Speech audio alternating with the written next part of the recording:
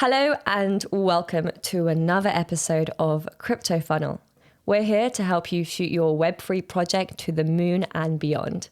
My name is Julieta Ose and I'll be your host. Today we sit down with Diogo Salgado, a blockchain enthusiast and crypto investor. We will delve into what it is that investors look for when taking the plunge into a project, as well as taking a dive into the current theme of Web3 projects and the aspects that could be improved upon from the eyes of a regular customer. So Diogo. The average Joe, yes. So Diogo, welcome to the Crypto Funnel. Thank you. This is amazing. I'm a podcast guest. I feel like I made it, basically. This is amazing. There we go. It is great to have you here, and I really look forward to diving into this because as a crypto marketer, it's interesting for me as well to hear what, as we said, the average customer seeks when they look into crypto projects. So this is something I'm very interested in. So before we start, I'd like to throw out an icebreaker because why not? Let's break the ice. Please.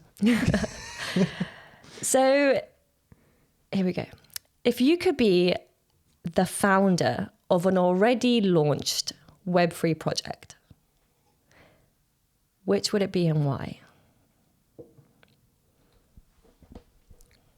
Tough one. That's a tough. Does Bitcoin count as a Web3 project? Yeah, it does. It does. I was going to actually say apart from Bitcoin, but no, it's okay. Because that definitely would Why be not? a Bitcoin, the OG, the foundation. But besides Bitcoin... No, but it's okay. So let's go with Bitcoin. It's the OG, it's the foundation. But why? It would be so cool to be Satoshi. Yeah. Imagine if I'm Satoshi. No, let me come... No, not Bitcoin. I don't know. That's a really hard question, actually. Then again, yeah, I mean, Bitcoin is probably the one I find the most fascinating because it was the first one and it laid out so many of the foundations for what came afterwards. And then maybe, I could talk about Ethereum with the innovation of the smart contracts, obviously leading to DeFi and what, the extra features it allows. But, I do like the simplicity of Bitcoin. That's where a lot of the beauty lies for me. It's so simple when you look at the concepts. There's beauty to it in the way even it's coded, the way it works, and the concepts the proof of work and how the keys work and all of that. It's just, it's really genius. It's mind blowing, and I find it so cool that the guy who came up with it or the team, I mean, we don't know, they kind of just released it to the wild and then said, "Oh, this is it. We're gone." We're done. Yeah. I mean, the wallet is still out there. Satoshi's wallet, right? He's pretty loaded, but we don't know who he or she is or who they are, right? But I mean, it might sound like a really boring answer, I guess. No, I mean, I think the way you've explained it in relation to the simplicity of it, I think that's an aspect that many people haven't yet even grasped, but we'll go into that a bit later. But no, I totally agree. Bitcoin, digital gold. It's like that's genuine. it, right? As something to old value. There's nothing too fancy about it. Yeah. And it just does what it does. And no one owns it. There's no companies behind it. No known personalities, specific creators that people go and follow on Twitter and are listening to. No, it's just something that is just out there. It's in the cloud. It's for the people. And it's just, that's I find that really cool. It still amazes me to this day. To this day, it's still something I'm finding it hard to wrap my head around, just how insane this all is. But this is the world we live in today. It is. Yeah, it is. So the world of Web3 is pretty new to you, as it is for the majority of the population who are on the bandwagon. What is it exactly that drew you to blockchain, and what is it that is keeping you there? So actually, I joined the club very late, right? I only started really looking into it literally last year. It's not like I've been clocking into it like since the very beginning, and then I was like, oh, I always knew. And no, not at all. Yeah. It's like, I heard of Bitcoin in the past. I heard of Ethereum in the past, even from other people, but I never got to actually check what's the big deal about it. Like, what's the thing? Until last year, I remember just becoming so fascinated by the general concept, the idea of creating, consensus in a network without having to have a human middleman, and in which is the software itself, it's just programmed in a way that you can trust the algorithm, and you can be assured that it will be secure, safe, and you can trust that your transaction is going to make it through, and it's going to be validated properly. Like, I found that whole thing like really cool. But yeah, it was, I think, the time I started looking into it, that it was also a time where I started caring about my personal finances more, and trying to understand things like, stock market and companies' shares. All my life, I'm almost in my 30s, and I've always been I've always abstracted myself from that world. I just thought, it's not for me. It's not something that I find attractive. And yeah, I started caring a bit more about your finances. A lot of people fall into that, don't they? Yeah, because, the lingo is complicated. They don't teach you anything about it at school. Seems very scary, doesn't it? How do banks work, and what is this thing, interest rates and all these things, and how to, like, loans and, all that financial world. It always been very alien to me.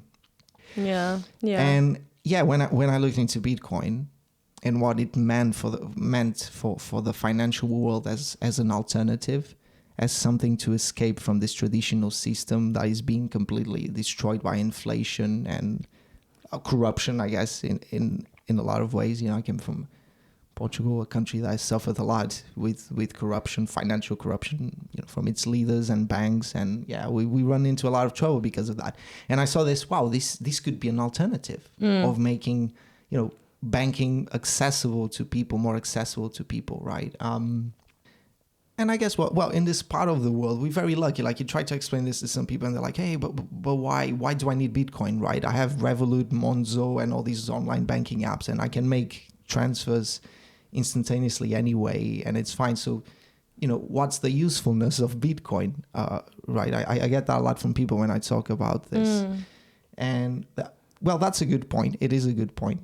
And something to counter that is, obviously, there's a lot of countries and a lot of people in the world that don't have access to good banking, to a good banking system, and their own national currencies are, they're almost more unstable than Bitcoin itself, with crazy yearly inflation.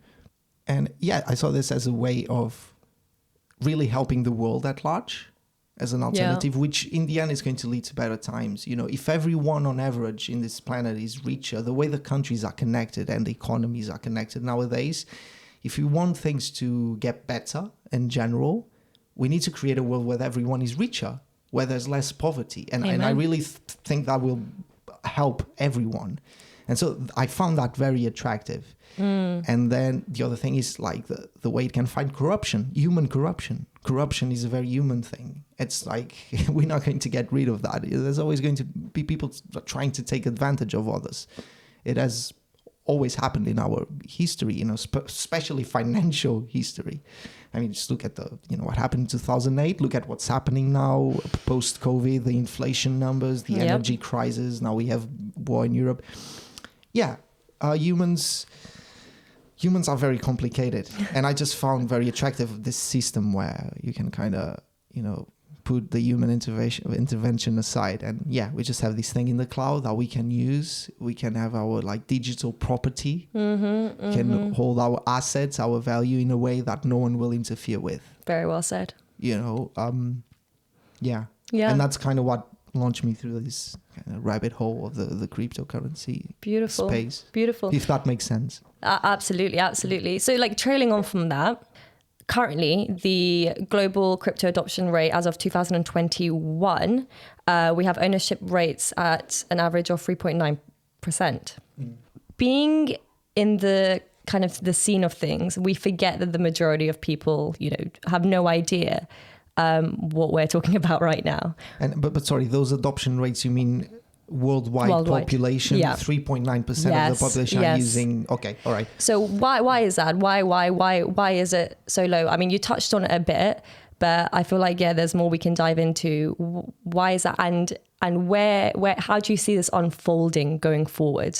Why isn't the adoption bigger? Well, I think the first thing is just general education, right? How many people are actually educated about what, let's say, Bitcoin is? I'm talking about Bitcoin in the sense that it's the first thing, it's the simplest thing probably to explain from the get-go. Because if you try to attract someone from the outside, someone that hasn't really read much into crypto, and you want to explain them about NFTs and DeFi and, provide liquidity and staking and these kind of things, right? That becomes complicated, right? How are you going to convince my parents to get into this stuff if that's how you're explaining them this, right? So part of it, obviously, it's still a very new technology. It's been around for just, over 10 years. It's still in its infancy. I mean, we can see I was checking the total cryptocurrency market cap is 1.79 trillion as of now. That's smaller than Apple. Isn't that insane? Alone, like Apple alone, it's such is a nice worth way 2.6 trillion. Vision it. It's insane. That's one company. Apple alone is worth more than the entire cryptocurrency market right now. So it's still very early, and I think one of the issues I see is I'm not entirely sure that things are being promoted with a language that is friendly enough for newcomers. And look, even asking around, let's say my workplace, when I ask people about Bitcoin, I've met that people that are using Bitcoin. But when I ask them... Just for context, your workplace being... Well, I work in a hospital, in the ICU. I'm a nurse. So it's good, for context. This is like, nurses, doctors that you're speaking to. In context, intensive care unit, and sometimes the staff room are just talking, fooling around. And I, sometimes I question people about these things because I hear them commenting about this, about that. But when I ask people about this, a lot of the times the answer I get is, Bitcoin, I use it because... you put money in it, it goes up in value, and then I get it out and I make money out of it. And it's just going up year after year. And a lot of the times that's kind of the reasoning behind it. Because look, if you ask the average person, even people already using it, that already have made transactions with Bitcoin, if you ask them, but do you know why is it safe? Why is it secure? Why does it work? And why is it a big deal? What is it making different from your pounds and euros, dollars, whatever you're using? And I feel a lot of people, they still don't have an answer in their mind for those questions, although they're already using the technology. And I always found that really interesting because it means they're probably being attracted to it for the wrong reasons. I'm at least looking at the bigger picture because I try to look at the bigger picture, what this can do for the world in the long term. How it can really change things and help a lot of people, especially poorer countries, like I was saying earlier. And in this sense, I think there might be a bit of a failure in attracting newcomers with more friendly language. Really try to explain them like, look, this is how the system you're using now works. This is how Bitcoin does it differently, and make it very obvious. But then the other issue is, even when you use when you look at a traditional finance, let's say, most people aren't even well educated on traditional finance. So how do you see what I mean? Absolutely. I mean, like we were discussing how, I've realized that there are a lot of people today that still believe that we're backed by gold. Yeah.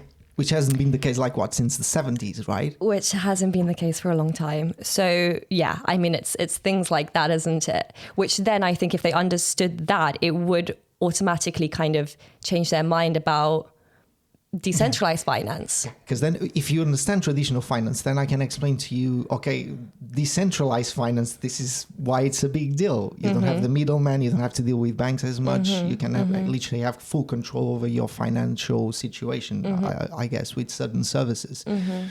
But then again, the challenge is that a lot of people, they aren't even educated in traditional finance because, let's face it, our schools don't really touch that subject unless you go and study economics and accounting and things like that. you go through your basic education, like high school, college, whatever, and you have no idea how banks work, how currencies work. And that's the funny thing, is most people don't realize that their money, their fiat currency, like pounds, it has value because basically under a government's promise that they say, trust us, that money has value in this country. You know, it's that's it pretty much, right? It's like, yeah. And then when you explain that to people, then they realize, okay, so yeah, Bitcoin is not that different, right? Because Bitcoin has value because people believe it has Give it value. Exactly. Right? Exactly like that. The more people believe it has value and use it, the better it will do.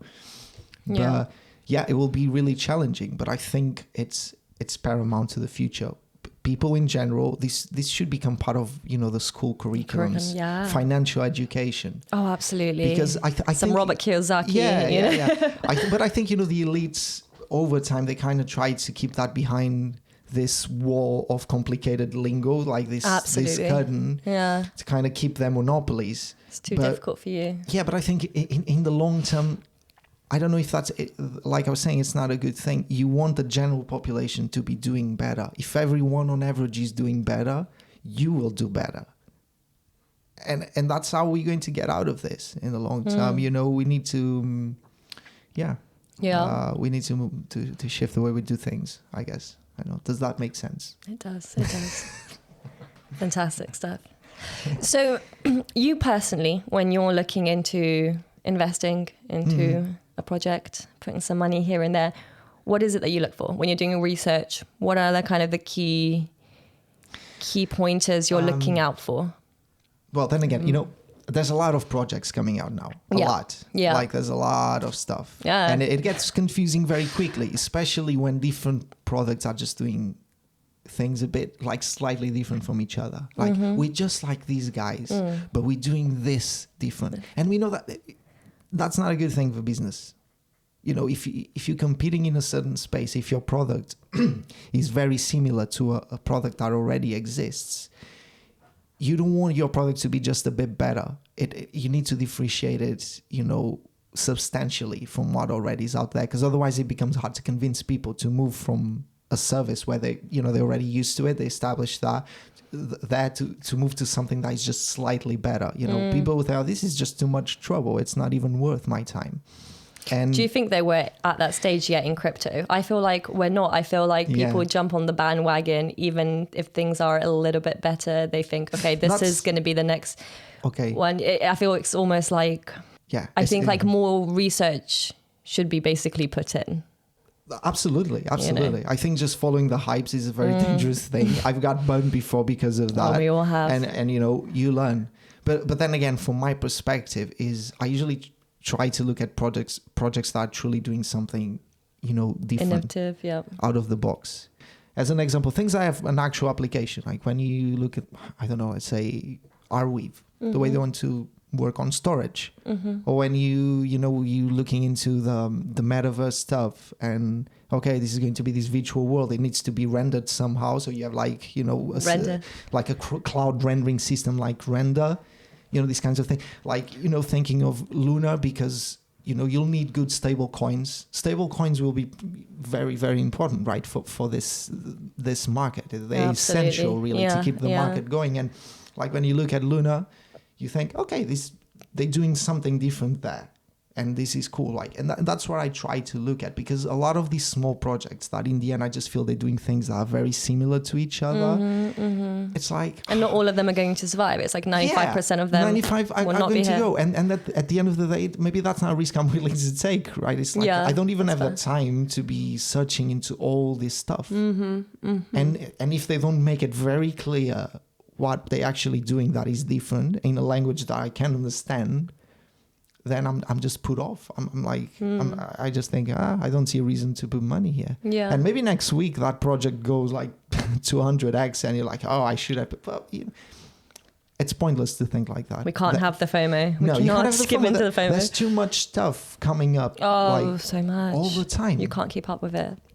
It's near impossible. Yeah. Even though I don't like the word impossible. That's well, but yeah, if you try to follow all these new projects every week, you check you'll go crazy. You'll articles, go crazy. YouTube, and every week you thinking putting money into something different. Especially with the hype, you know, especially like, you know, you go on YouTube and you type in any coin and it's just like 1,000,001 videos hyping that coin up.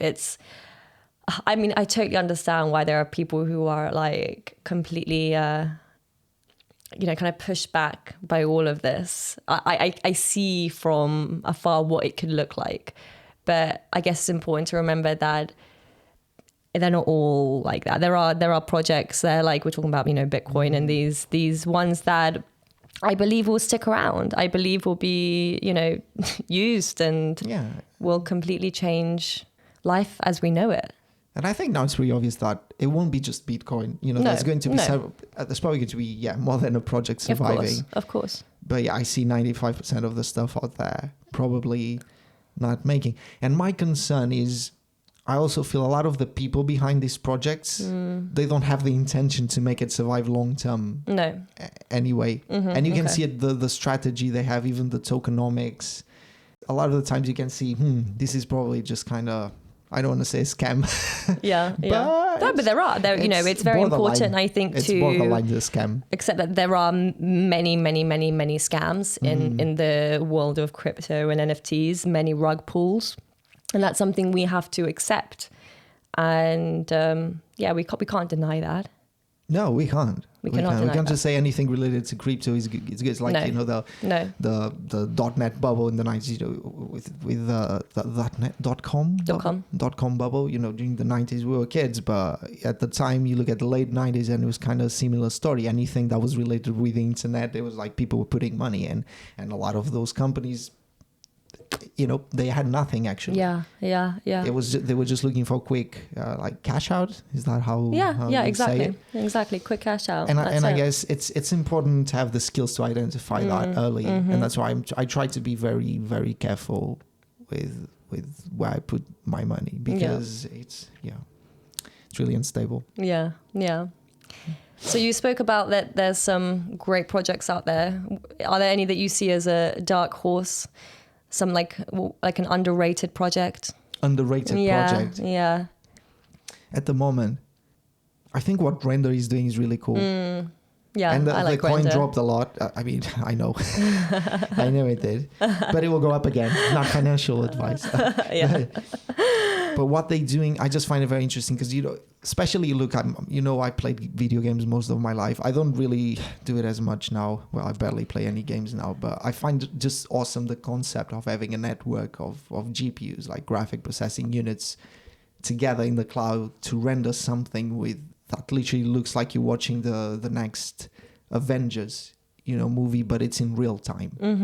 That blows my mind. You know, I saw that conference that the CEO did was the Solana conference in Lisbon, wasn't it? That was Solana. I saw that, and they were showing some of the stuff there, like this is rendered in real time by our network, and I was like, wow, that's amazing. Even if it's one of those technologies, like even if it's not used for, let's say, metaverse rendering, or even just for gaming, even for other applications, it's just general producing content like that requires you to render something, you know, some animation or animation movie or whatever. I just feel there's so much potential there. And I think, it's a really cool project. It's probably underrated looking at the market cap. I don't know what's the market cap now exactly. I haven't looked recently because the market is a bit... But again, that's something you look into as an investor, the market cap. That's one of the things you look at. I think so, yeah. There's always the thing, if the market cap is really big, there's less potential for growth there. If something like Bitcoin is already worth, almost like 700 and something billion, for that to go to double, it's not as easy as a project that is worth, let's say, 50 million, right? Project that is 50 million to then make it to, let's say, 1 billion. Yeah. That's already quite a growth. You should look at that. Absolutely. To kind of see the potential of your long-term gains, but mostly it's about what the project is doing that is like different, innovative, and how's their interaction with the community. Is their white paper solid? You know how many projects you go to, and even the white paper, sometimes they're not even written properly. Like, even the way it's written, the English, even the websites, sometimes I read stuff and I'm like, is this supposed to make sense? But, I don't know, sometimes I feel like it's not meant to make sense on purpose, but literally. But you know Yeah. what I mean? Yeah, I do. That really puts me off. That's like, come on, make it look professional at least. Write something properly. Have a website that makes sense. Because otherwise, it's like, I'm not going to spend my time there. Yeah. So leading on from that, what are some pointers that you wish Web3 project owners knew from the viewpoint of an investor? What are they missing? Like, what do you wish they focused on more? So besides having a good project, Besides having a good project, besides actually a solid idea, I think a lot of the issues come down to maybe the language it's used, the way the terms are used. We're bridging this and that, and we're providing this product, and a lot of the things, these Just financial instruments, like we have this special multi-chain smart contract, and I'm like, yeah, that's cool. Like if you've been reading into those stuff, you can actually read that description and kind of make sense of it. But I mean, if it's leaving out 95% of the people. It's leaving out 95% of the people. And sometimes it really is just a matter of using a different language, I think. I think, there's always simpler ways of explaining things. And I'm the kind of guy, if I don't understand something, the first or second time I read it, I'm like, it needs to be explained in a simple way that really goes to the core of what the idea means. Do you Something hear that? Simple. You put money Crypto here, projects. we give you X%, and this is how your money grows, and this is how the rates work. Just be obvious. Be obvious. That's it. I feel like there's this, like, in relation to like theme wise of Web3 projects, I feel like it almost seems like a fashion, doesn't it, to make it as complex as possible. Yeah. It's just this general lingo that it's used. It's really interesting, and I think it's a very valid point. And I think if we're looking at to draw in the additional 95%, some things do need to be altered. But no, that's fantastic. Look, be very obvious. Look, I would even do it like, okay, this is how your bank works. They take your money, and this is what they do with your money. It goes here, goes there, comes back. You get this much, which is barely anything, with the rate. But okay, and this is how we do it differently, and this is how it works. This is how our system does it. I think, just be more clear. And then again, this goes back to education. It's a big issue. It's like we're skipping that bit. We're already at the complicated stage of all these new financial instruments, let's say in the world of DeFi, without educating most of the population first on finance. It's as simple as that. It's as simple as that. Absolutely. If I was starting a project, if I was doing something, I would probably have a website with some videos and articles just explaining the very basics of what this thing means and why it's safe. I don't know. That's the way I think, but I don't have any crypto project. So any Web3 project. Not yet. Not yet. Yes. So wrapping up, what is some advice you would give to individuals who are hesitant towards entering the crypto project? I guess it would probably be to educate themselves on the basics. Is there anything else you'd advise them? I don't know, really. I feel the advice I give to people, I usually direct them like to some YouTube videos or there's some good stuff out there, articles. Just start with Bitcoin. Read the Bitcoin white paper. And then if there's terms that you don't understand, search on that. Find some stuff, people just explaining the core, the foundations. Why is this a big deal? What's the special thing about it? Don't just go and put money into projects because your neighbor told you, oh, it's going to go up 50% by next week. And you're going to make a quick profit. Because look, I really think this technology is so interesting. Then again, the idea of this decentralized consensus, in a network of computers that's just there. It's not in the cloud. We call it cloud, but it's not actually. But I think not enough people have actually read that into that. Definitely. I mean, it's at least that's the impression I get from people. I mean, obviously, people like you that are very used to working in this space, like you understand things in a different way. But sometimes it's like we get in this bubble because most of our friends and the people we're close to already know stuff about this. And then we just assume that most people out there also know that. Yeah, you know, Bitcoin. Yeah, public keys, private keys, and as you know, the most people don't even know why this is called blockchain. Why is it like you know what's the thing? Why do we call it a blockchain? This is like it's the most. We're talking about blockchain technology. Well, there's even a difference between blockchain, crypto. What's blockchain? Why is it called a block and how it works? You know, it's like that's the biggest advice I would give to people. That's great advice. It's really cool. Don't think about it just way of making money. It's I think that's very important. Yeah. No, it's it can be so much more than that, and can do great things for our world. Right, I'm very I'm going through a philanthropist vibe, just without the billions. Yet. Absolutely. So thank you for being here, Diogo. Thank you to everyone who has been listening to this episode.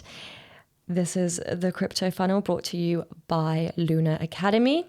If you want to learn more about Lunar Strategy, visit www.lunarstrategy.com. Check out our Twitter, sign up to our newsletter, and then you'll be kind of in the loop of everything that's going down. And please subscribe and review the podcast if you enjoyed it. It means a lot to us and will really, really help us out. Till next time.